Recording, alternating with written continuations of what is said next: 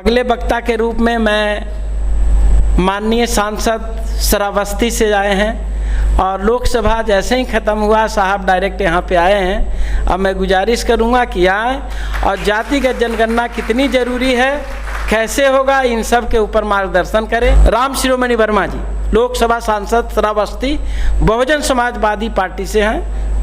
धन्यवाद।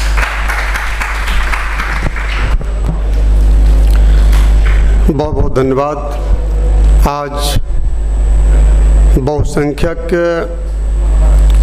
बाहुल्य कार्यक्रम में हमारे बीच में पूरे देश से चल कर के आए हुए सांसदगण, अन्य इस संगठन के पदाधिकारी साथी और समर्थक साथी,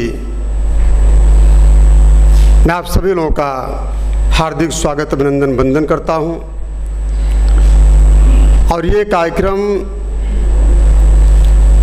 कई सालों से चल रहा है कि बहुसंख्यक किस तरीके से इकट्ठा हो।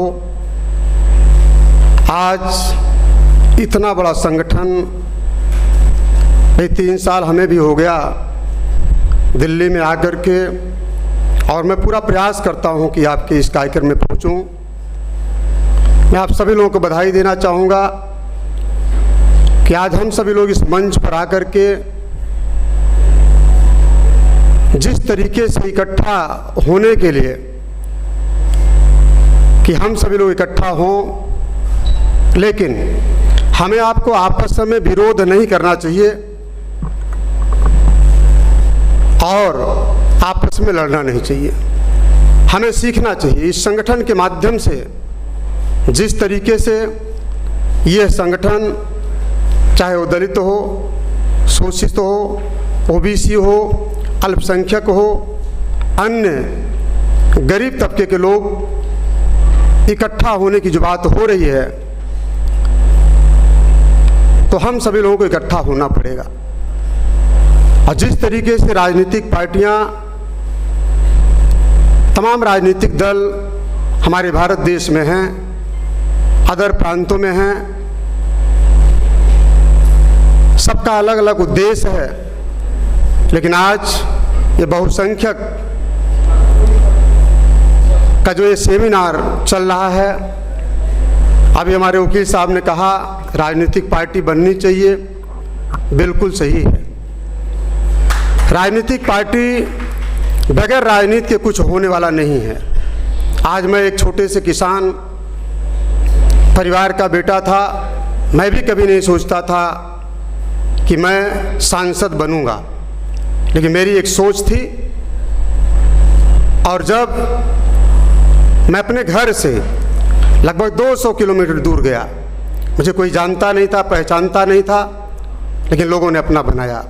आज उसी तरीके से मैं अपील करूंगा कि आज ये जो संगठन है, हम सभी लोगों को इकट्ठा करने का जो कार्यक्रम है, हो सकता है राजनीतिक पार्टियां हैं, चाहे वो समाजवादी पार्टी हो, चाहे वो बहुजन समाज पार्टी हो, चाहे अन्य दल हो।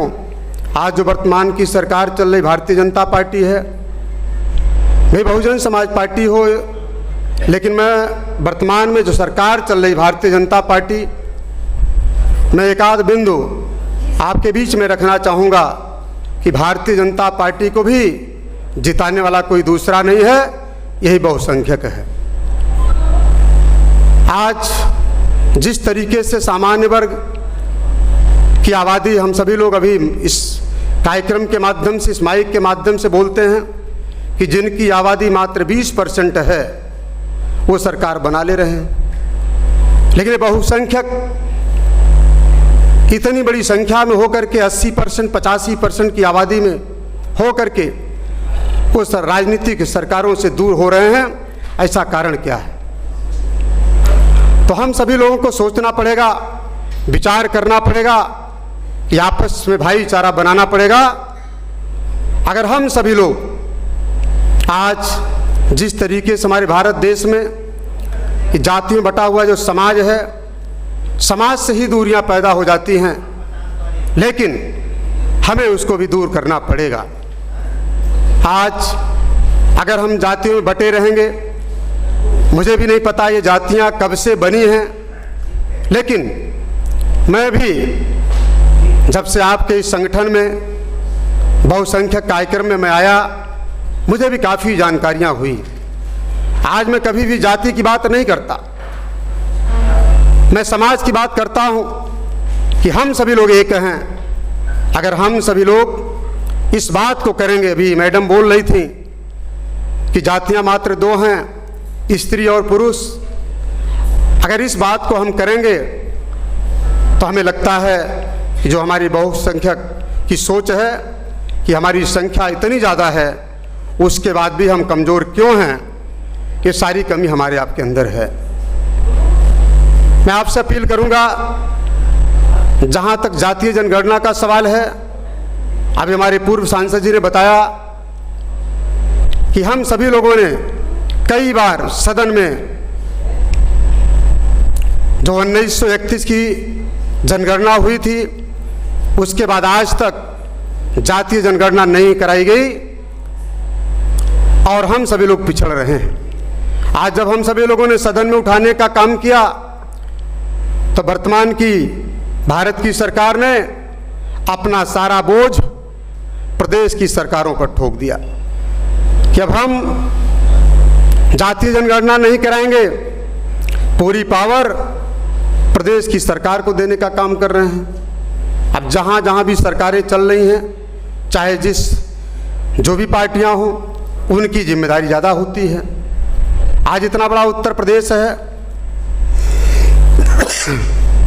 जहाँ भारतीय जनता पार्टी की सरकार चल रही है। हमें लगता है कि हमारे देश में छोटे छोटे प्रांतों को 7, 8, 10 प्रांतों को जोड़ लिया जाए तो उत्तर प्रदेश अकेले, आज वहाँ भी भारतीय जनता पार्टी की सरकार चल रही है, लगभग 23 से 24 करोड़ की आबादी वाला प्रदेश, लेकिन जातीय जनगणना नहीं हो रही है। तो सबसे पहले हमें राजनीतिक बनना पड़ेगा, क्योंकि जब तक हम राजनीति में सफल नहीं होंगे, अपनी सरकार नहीं बनाएंगे, तब तक हमारा आपका कोई सुनने वाला नहीं है। इस पर हमें आपको विचार करना पड़ेगा। लेकिन जब चुनाव आता है,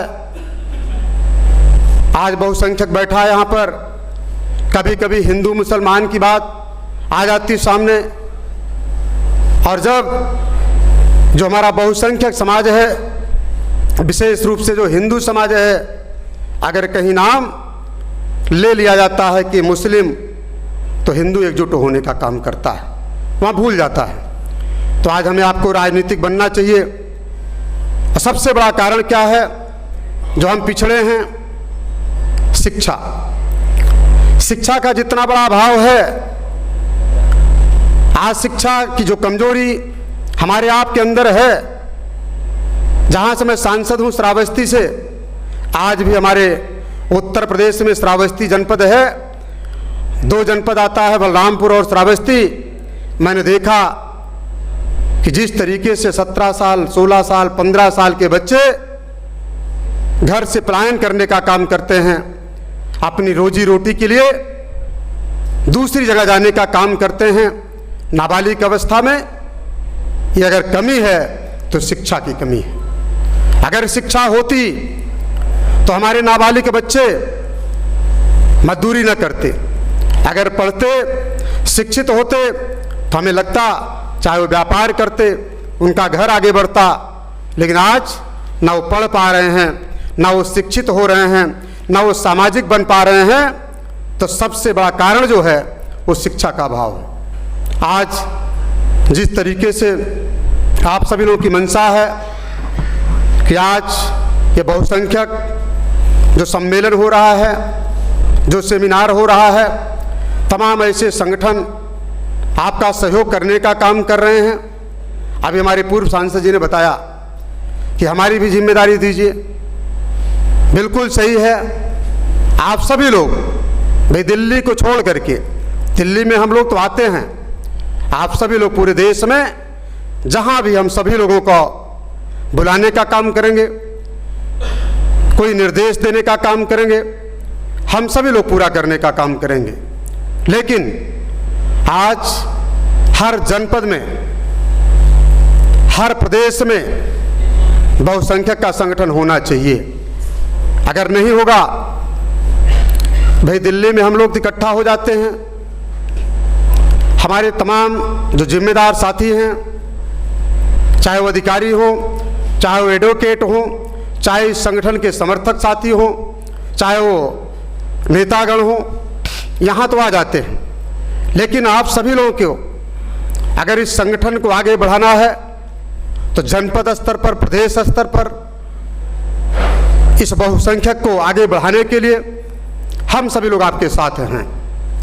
आप सभी लोगों का दिशा निर्देश जो भी मिलता है, हम सभी लोग पूरी ईमानदारी निष्ठा के साथ सदन में उठाने का काम करते हैं। लेकिन जब आपकी बहुमत नहीं होगी, अभी किसान बिल था, आप सभी लोगों ने देखा, तमाम ऐसी जो छोटे छोटे दल हैं, विरोधी पार्टी के लोग हैं, सभी लोगों ने विरोध किया।